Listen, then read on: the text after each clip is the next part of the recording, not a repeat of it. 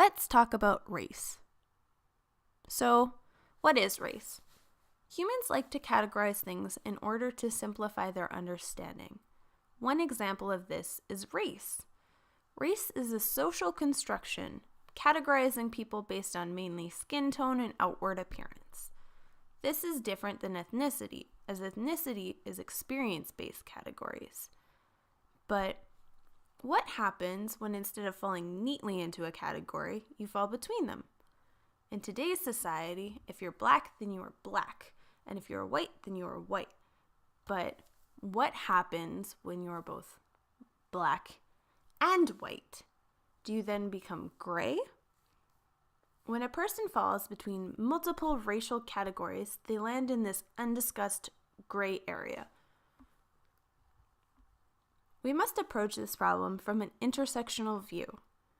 If we consider intersectionality, then we have terms to describe the issue. Intersectionality thinks of personal identities as roads. When these roads cross, it leaves an intersection where people are not always protected from barriers, and often the intersection can create barriers.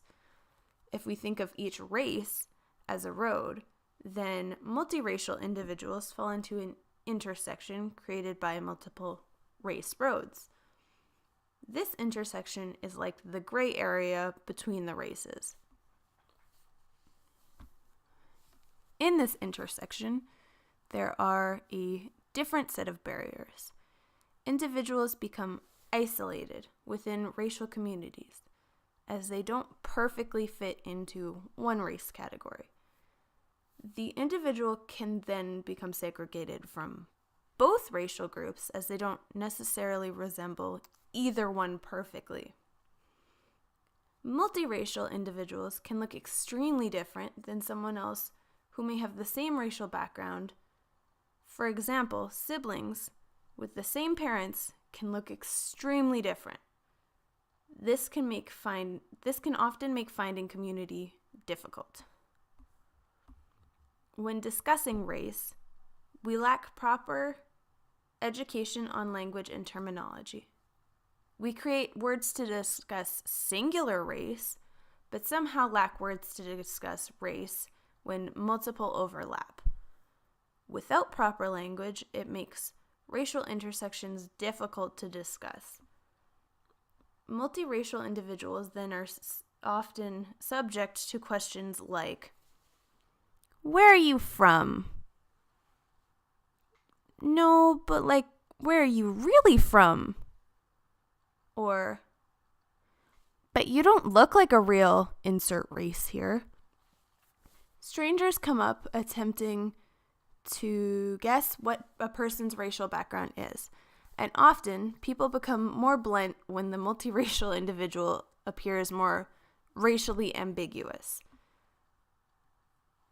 Constantly being questioned or having to prove racial background can cause problems with both self-esteem and personal identity.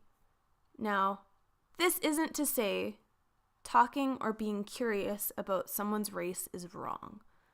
However, the language we use can be harmful on an individual.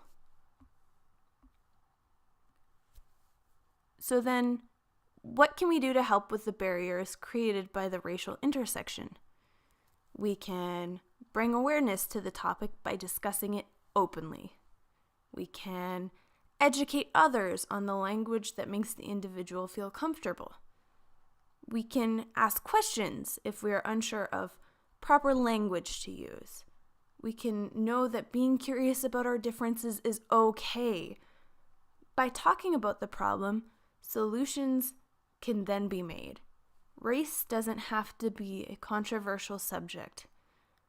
When people are able to talk about race openly, then people have conscious awareness of the intersections and can create systems for the barriers. In order to bring barriers to people's attention, we must talk about what makes us different, and in this case, the difference is race. So, let's talk about race.